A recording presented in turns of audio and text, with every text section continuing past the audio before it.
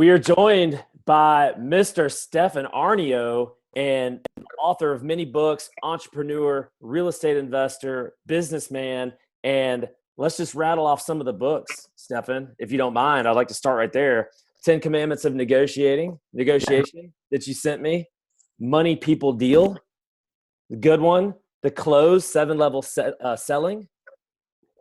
Self-Made, one of my favorites. I love this. Confessions of a 20-something self-made millionaire. But this is the book I want to talk about the most today, Stefan. I want to talk about this book right here that has really impacted me, and it's impacted a lot of people I know as well. I've sent this to many people. Bought them copies and sent it to them. I've had discussions over coffee specifically about this book with people. Hard Times Create Strong Men. Before we really get to all that, though, Stefan, I want you to kind of tell me what you see today. What is happening right now in the political, economic, and real estate landscape from your vantage point? Well, thanks for having me, Brian. I mean, what's going on right now is we're going through the cycle of the history. Hard times create strong men, and strong men create good times. Good times create weak men, and weak men create hard times. And right now, we are entering into hard times create strong men in 2020. And what that usually means is each part of that cycle is about 20 years. It's a generation. And when you get to the fourth generation, the fourth turning, the 80-year part of the cycle, that's where we forget about the atrocities of the past. We forget about communism. We forget about wars that we used to do. We forget about rounding people up and shooting them and genocide. We forget about the Nazis. We forget about Pearl Harbor. And then because we think we're so smart, we go do all that over again. So 2020, we're ready for a war. And I believe we're already in a war. I believe COVID-19 is a bioweapon released from China, and this is the start of a war. You know, this virus may be going away in a few months. It may last for a while, but no matter what happens, I think there's going to be war afterwards, whether it's EMP, cyber warfare, terrorism, proxy wars. China is imperialist. They want to take over the world. America owns the world. And we're ready. We're ready for a fight. We're already in an economic war. We just haven't got kinetic yet with it. Stefan, I think, probably for all the reasons you just mentioned, what you just said is a very difficult pill to swallow for many people who are probably watching this. And because of that, many people are probably thinking, you're crazy. There's no way that's going to happen. But Sorry, go ahead. They've been saying I'm crazy for years, but I predicted 2020 was hard times. And, you know, in the first 3 months of the year, you had a stock market crash, you had a virus, a pandemic, and, you know, a failed impeachment. I mean, in the first 3 months, it's been hard times. And, you know, some people out there are in denial. Like, my mother is 63. She's never experienced a war. She was born after a war. I'm 33. I've never experienced a war. And so many Americans, you know, haven't experienced war unless you volunteer for the military. And so we're here now in a time where, you know, this is a cycle and it comes around and you can't avoid it. This cycle goes on forever. You know, 80 years ago was World War II. 80 years before that was American Civil War. 80 years before that, you can go back in history to forever, the Middle Ages, and every 80 years is a big, violent, bloody war. And you think that's something like that's going to happen? It's already going, Brian. COVID-19 is not from a guy eating a bat. Okay, this disease pandemic we have right now, that's manufactured, that's man-made. And you might say, why? Well, the reason is Trump was cutting the tariffs. He was putting tariffs on China, 25% extra on their goods. And he was trying to recall all of the factories, American factories, back to America. And China had to do something. So they put this virus here, and now economically we're destroyed. Like, this is going to cost $10 trillion to the Federal Reserve. They're going to print up $10 trillion, which is just as bad as 2008. And, you know, the longer we stay in quarantine, the longer, you know, the more businesses go out of business. this is going to smash us economically. So it's an economic fight between, United States, Trump, and China. And China just retaliated with a virus. Now, nobody said, oh, it's China. Actually, many people have said it's China, and they have a motive. But at the end of the day, we are in a war right now. I'm in my house. I can't leave my house up here in Canada. Lots of places are on lockdown. This is the same as if there was German bombers flying over top, bombing us. We're already Trump is already doing defensive measures and war measures and all sorts of things. Guys, we're already in a war. I don't know if you noticed. Again, I think that is such a difficult pill for people to swallow, because you like you said, who has experienced a real war? Yeah, we had 9/11, we had Desert Storm, but how does that compare to a Vietnam? How does that compare to a World War II, World War I? We've never experienced that. Is that why you feel like we have a country full of weak men right now?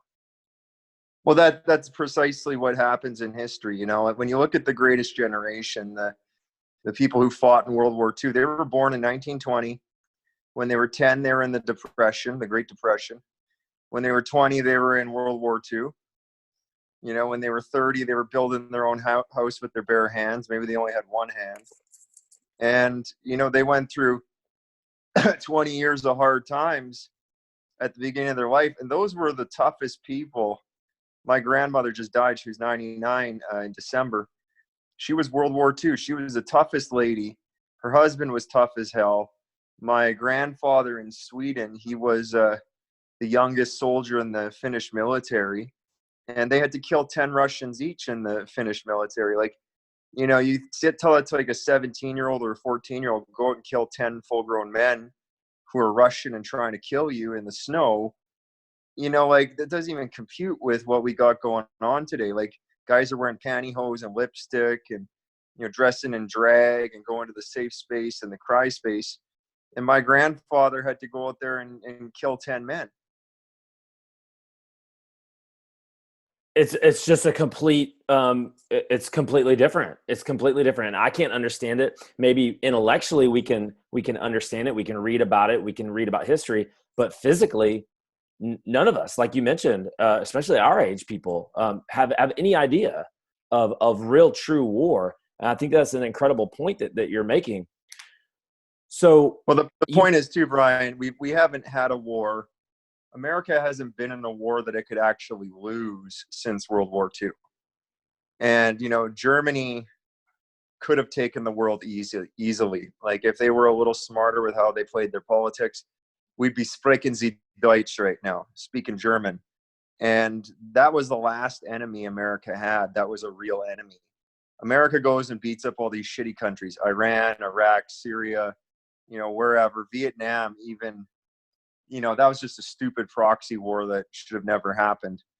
And they say America lost in Vietnam, but, at the end of the day, there's no chance of the Vietnamese coming over to America and taking it over, right? So we haven't had a real war with some consequences since 1940. Most people that I talk to would say that there is no way that China or any other world power can physically beat us in a war. But well, this is where you have an EMP attack. If they fire off an EMP, everything's gone. All your tech's gone, your ships are gone, nothing works, and you go back to sticks and stones. There's EMP, there's cyber warfare, there's drones, there's all sorts of shit we haven't seen yet, deployed, that can easily disable a lot of the more conventional things. And I think the real answer is we don't know. We don't know what level China's really at. And I don't think America really knows what level it's at, because it doesn't fight real enemies. You're fighting some Arabs in the desert with $2 bullets and AK-47s. But when you start fighting someone like China, look at this COVID, dude. This COVID-19, people are afraid to point the finger, but guess what? It came from China. And this is it's an act of war. It's a bioweapon that they sent over here. And we're too pussy to even say that. Trump says it. He calls it the Chinese virus. but nobody's looking at it as that's a strike. That's like 9/11. It's worse than 9/11. According to how many people have died, it's far worse than 9/11. Yeah, and the economic damage, trillions and trillions. We're going to be trillions in debt. America it'll be at $30 trillion of debt, or 30 something. Obama added on 10 in 2008. And poor Trump is going to have to print up whatever to keep this economy going. It's way worse than 9/11. And so this is a change, and we're going to have 20 years of hard times here. There's going to be conflict, there's going to be war, there's going to be scarcity. And it's also a great time to get rich, because during the hard times is when you get rich. But this is going to be difficult. I want to come back to that in a second. This is the time that possibly you get rich. I want to come back to that. You say in your book, Hard Times Create Strong Men, you say that America is making a lot of the same mistakes that Rome made. Can you talk about that? What are the mistakes that have led to this, that Rome was making, that America is also making, that is leading to what we're seeing today? Well, when Rome was founded, it was founded by Romulus and Remus, and these are two tough country boys, and they were raised by a wolf.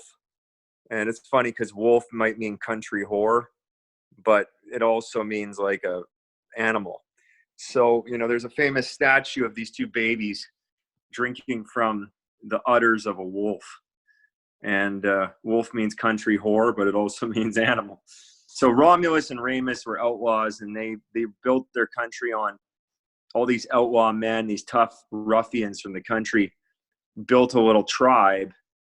And then they established religion, and they needed to have some women to breed with. No one wanted to give them wives, so they called their neighbors the Sabines, and they said, "Give us some wives." And they said no, and they said, "Well, come over for a feast." So the Sabines came over, and the Romans, they took the wives and raped them, and that was the start of Rome, was plunder and rape. And Rome, when it started, was a very tough country, hard military. They had a good language everyone can understand, good law, good religion. It was all the principles that America had at the beginning. Good laws, religion, good principles. And I'm going to probably write another book here about this, is the 250-year cycle of democracy. And what happens after 250 years, whether you have a republic, Rome was a republic, America's a republic, and a republic is a democracy with a set of rules you're not supposed to change, right? So it's kind of the same thing. And they built up this republic, and after 250 years, the people realized they can vote themselves free stuff.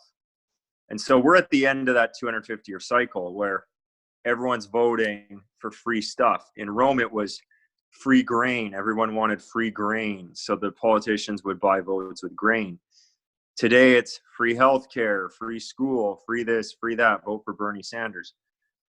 And America was born in 1776, so 250 years is 2026.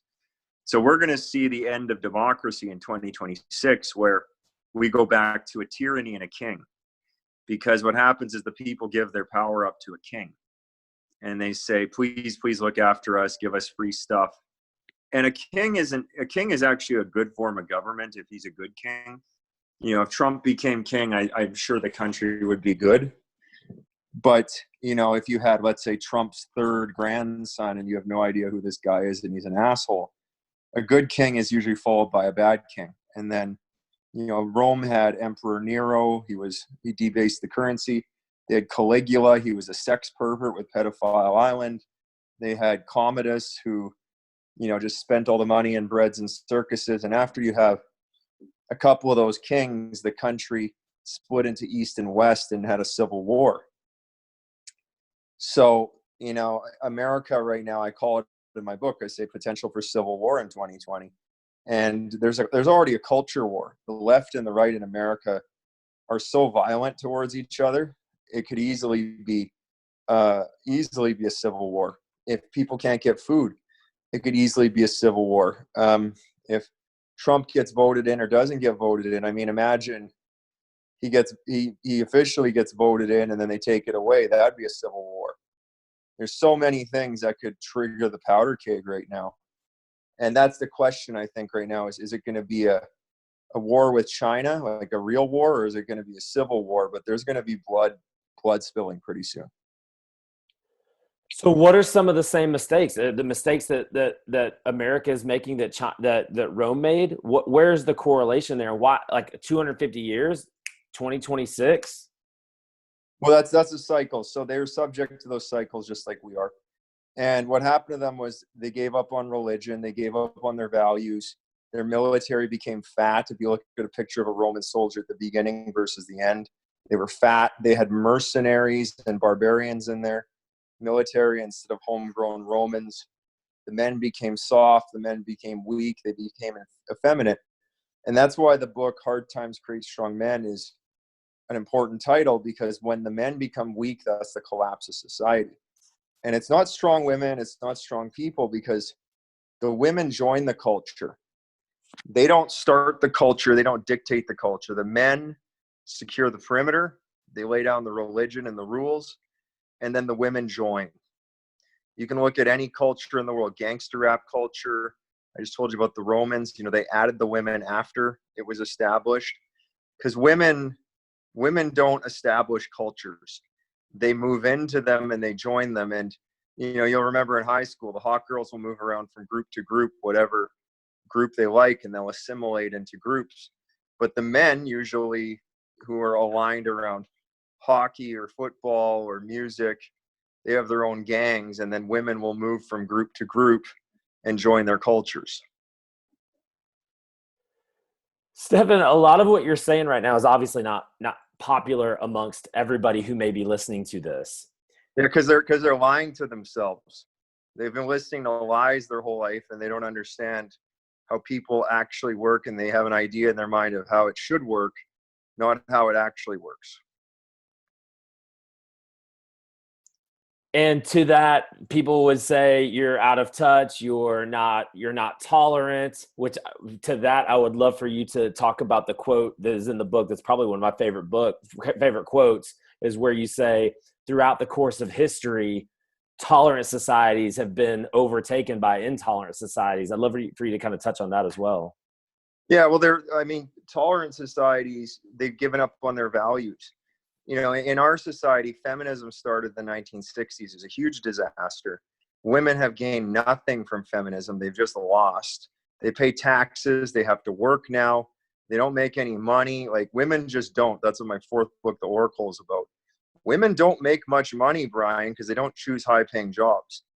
And sure, there's a couple weird women out there who are brain surgeons and stuff, but they're very unhappy because they don't have families.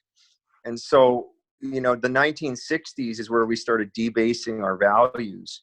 Mm-hmm. And that's where everything started floating. Like, we had very strong values in the 40s, 50s, and you needed that to get to the war. And then the 60s came around and everyone's like, let's start improvising. And nowadays we come up with all these ideas and these lies. Like, you can have 63 genders and you can do whatever you want. It's funny. Right now during COVID-19, no one's talking about 63 genders. We've given up on this bullshit 63 genders because it doesn't pertain to our survival. So the tolerant societies that give up on their values eventually are murdered by societies that have strong values. And if you look at, like, for example, the Muslims in the desert, very intolerant society, warrior culture, super patriarchal. And, when they started attacking the patriarchy in the 1960s in America and Canada, what that meant was family values. Because when you take dad out of the home, or you take dad away as the head of the house, what ends up happening is, statistically, the young girls end up pregnant, raped, prostitutes, sluts, all sorts of, like, they end up sexually compromised. And then the young boys end up in jail because they don't have a father to give them guidance. And so, when you take the patriarchy away, or the father away, or the values away, what ends up happening is the whole thing falls apart. And we've been doing that for, generations now, since the 60s, where, in the 60s, if you were divorced, that was weird. And by the time, I remember when I was in the 90s, I was at school, I was a kid. there was like one or two divorced parents. And by the time I got to like, 2005, everybody's divorced. And what does that do? That fucks all the kids up. It fucks up the girls. It fucks up the boys. Boys go to jail. Girls go to the stripper pole. And your entire society collapses because we became so tolerant of these new ideas, which are mostly false. Because the old ideas, Brian, took 10,000 years of testing. And when you consider it took 10,000 years of testing, like look at the Bible. That book is old, man. Like it's very old, thousands of years old, because it's the Old Testament, New Testament. And those people made a study of human nature over, 4,000 years or however long it took to make the Bible. And they figured out, hey, this is what happens when you cheat on your wife. This is what happens when your wife cheats on you. This is what happens when you steal. This is what happens when you don't plant your crops. This is what happens when every single thing in there is human nature studies of what happens. And then in the last 67 years, we decided, oh, fuck all that shit. We're just going to make up our own stuff. And it's wrong, because it's like, Sodom and Gomorrah. Like they just decided to fuck everyone in the ass. Well, that didn't work. Tower of Babel, they decided to build a tower to God and nobody could communicate, and it failed. And you read about all these things. Well, we're doing the exact same thing now, dude. We've got Tower of Babel going on the internet. We got Sodom and Gomorrah in the streets. In Canada, we just legalized sodomy and buggery for 16-year-olds. So like 16-year-olds, that doesn't even make sense to me. What's the benefit to society to allow 16-year-olds to put penises in each other's asses? There's no benefit to society there. But we just legalized that. We just legalized pot. That's degenerate. And, with that, we're shutting down the churches during our COVID-19. So, the values keep going further and further. And then we keep allowing for these nonsense things like legal sodomy and buggery. Like it used to be 18. Well, why not just leave it at 18? If you're going to be a sodomite at 18, we'll do it. But why do we need to lower this to like 16? That doesn't make any sense. We're speaking with Stefan Aarnio. He's the author of Hard Times Create Strong Men, which is part 1 in a 4-part series. I have only read this. The other 3, I think, recently came out. Would you care to talk more about just the book? I know you've talked a lot about, just generalities. Talk more about the book. Talk more about the series. Where can they get it? I know it's on your website, but where can they get it and things like that? Yeah, so the book Hard Times Create Strong Men is what is a man in money, sex, religion, politics. And the reason I was a real estate guy, just like you, man. I got 4 business books, and then I was coaching these salesmen in my office, and I came back from an 18-day water fast, and they said, I don't like you. You're mean. You make me feel like shit. I don't want to work here. This isn't my love. This isn't my job, whatever. Bunch of 15-year-old girl complaints from these 22-year-old sharp men. And I sat them down and I was like, what's wrong with these guys? And I gave them a 6-hour lecture on how to be a man, which is do your work and earn the trust of the tribe and of the women and the men. And the talk really stuck with them. And I realized these boys didn't have fathers, right? They're daddy's issues boys. That, one of them's a drifter now. He quit and he's a drifter. So like on his way to jail. And, I ended up writing it into a book because I didn't want to give the talk again. I thought I'm just going to go back to my condo and type this up. It took me 11 days, and Hard Times Create Strong Men was made. So what the book is, Brian, it's the talk that a father should give you to his son in the garage, away from the daughter, away from his wife. It's a man-to-man talk. It's not a man-to-woman talk. It's not a man-to-daughter talk. And this is what it's really like out there, son, and this is what you got to learn. And a lot of people have turned their lives around from reading it because it's the truth, dude. And I did a lot of research over 10 years, and I've lived a lot. So, I got mostly 5-star reviews on Amazon. And then what ended up happening was last year I released 3 more books. Hard Times 2, Dead Man Walking, was about my cancer journey. I got cancer and I survived. I found God in the jungle. It's actually a 40-day water fast. It's a really crazy story.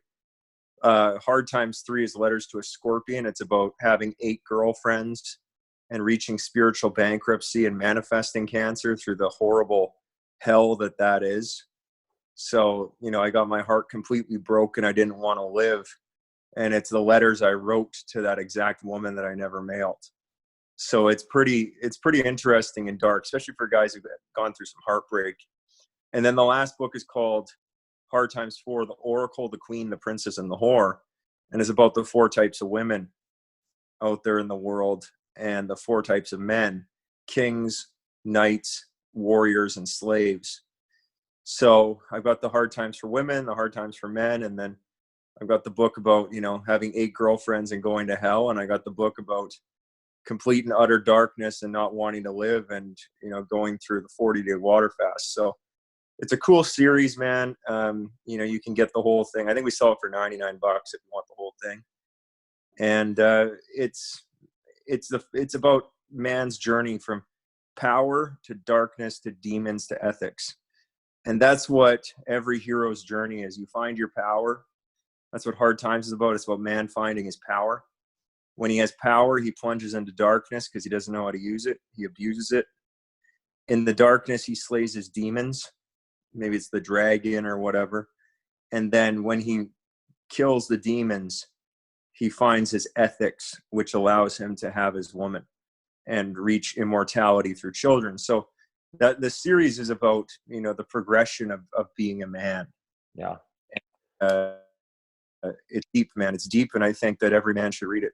I think every man should read this because I've read it. I'm actually almost done with it for the second time. I'm definitely getting the other 3 for sure. And I'm going to link this up in the comment section in the show notes for the podcast, and in the comment section or in the description for our YouTube audience. Stefan, before I let you go, though, I want to kind of come back to something that you touched on earlier. I want to talk about the potential for prosperity during what you call our hard times coming up over the next 20 years. First, before we kind of get into the kind of the more macro, I would love to kind of get your opinion on the micro, on the short term. Coming out of this COVID-19, how long is this going to take before we can get out of the house? How long is this going to take before small business owners can get back to normal? Is this thing going to take until 2021 for us to get back to normal? Or are you trying to say right now that from this point forward for the next 20 years, there is no normal? Well, there's a couple ideas. One is, my original idea with this is it's going to be gone by June. The weather's going to warm up. Mm-hmm. We're going to get tired of being at home, and people are just going to not be afraid. And really, this is fear more than anything. We're just generally afraid of something with a 3% kill rate. And so, you know, it's not like Ebola where it will kill you if you get it. Like, this is 3% chance. It's very low. So, you know, I think that there's a chance that a month or 2 from now, at least by June, we just say, you know, fuck it, we're not afraid, we're going back to normal. And I think there's a big chance of that because, you know, you can only be afraid of the boogeyman for so long. Second option would be the government just keeps going on with this lockdown, but you can't really do that because it costs too much money. Like, the government's taking on debt every day to subsidize people. It's retarded. It's the stupidest thing. And then the other thing is, you can look at Sweden and what they've done in Sweden. Sweden didn't have a quarantine. They just went for herd immunity, and they have similar results to countries with quarantine. So, you know, I think what's going to happen at some point is people are just going to say, well, you know, fuck this virus, I'm going outside. And I think it's coming pretty soon where, you know, people are just not going to tolerate it anymore. And if the government decides to try to lock people in, I think that's a big mistake for them. I think actually a lockdown was a mistake in the first place. But, you know, that's a whole nother conversation. I think that the Swedish system was much better. And Sweden, you know what they did? They weighed out the cost of dead old people versus the cost of shutting everything down. And they said, well, you know, these old people are going to die anyways. And what people don't understand is, since COVID came out, no one's died of pneumonia, no one's died of a heart attack, and no one's died of like some other thing. And that's because those deaths, if the guy has COVID and a heart attack, they put him under COVID. It's like if you have AIDS and you fall down the stairs, they say AIDS killed you. Well, no, you fell down the stairs and you happen to have AIDS. So it's a really stupid thing, Brian. There's a lot of media, and I think that there's going to be a lot of bargains to buy pretty soon. Like I've already bought some buildings at much lower prices than I should have.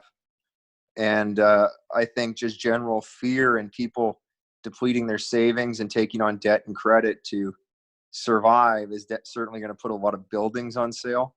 There's going to be a lot of businesses on sale. Stocks are on sale.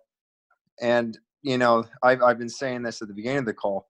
COVID's not the beginning or the end, because there's going to be more after this. COVID's one part of the machine. You know, it'll come and go. And then it'll be an EMP attack or a terrorist attack or there's going to be some other nonsense. And we're going to see 10 years of that nonsense, maybe 20, before we get back to good times. Big picture. You said earlier that there's a lot of opportunity. You just mentioned that things are going to be on sale.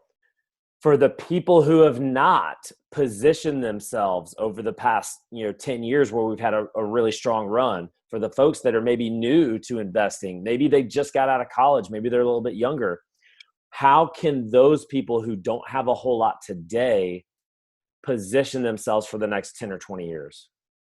Well, I was in that position in 2008. I was 21, or I was a young guy, somewhere around there, 21, maybe 22. And I had a burning desire to invest. I had no money. I had no education in real estate. And I missed it. I missed the 2008 run. I got it in 2009, but much slower than I could have.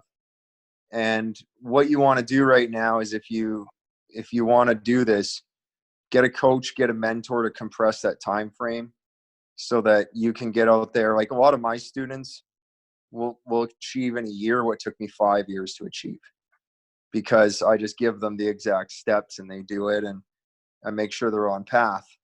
So a coach or a mentor is good if you can afford it. My company offers coaching. It's $19,000 to $73,000, not cheap, but the results are there. If you're broke or poor, do books, do podcasts, do little $1,000 courses, whatever.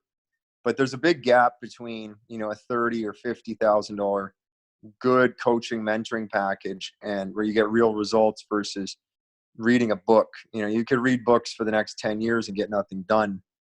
But, you got to go with your budget. I think that a big thing to do right now would be get into sales, so you'll learn to sell if you're new. And these are all the starter things, the books, the seminars, learning to sell, and, get that coach, get that mentor. You're never going to be able to afford the mentor you need. The mentor you need, the coach you need always costs more. I charge $73,000 to work with me. Well, people who can afford that, they stretch. They stretch to get in there, and then they get, probably a 400, 500% return. But, you gotta stretch to get into whatever position you need to learn and take advantage of this. Cause this is going to be a great run, Brian. If you ride this thing up for 10 or 20 years, you'll be made for life. Stefan Aarnio, author of Hard Times Create Strong Men. I'm going to make sure I include the link on how to get this in the description and in the comments below. Stefan, I can't thank you enough for your time. I know that we're all quarantined, or most of us are anyway, and we're all kind of stuck inside the house. So I appreciate you taking the time to spend some of that with us today. Real pleasure, man, Brian. It's been fun.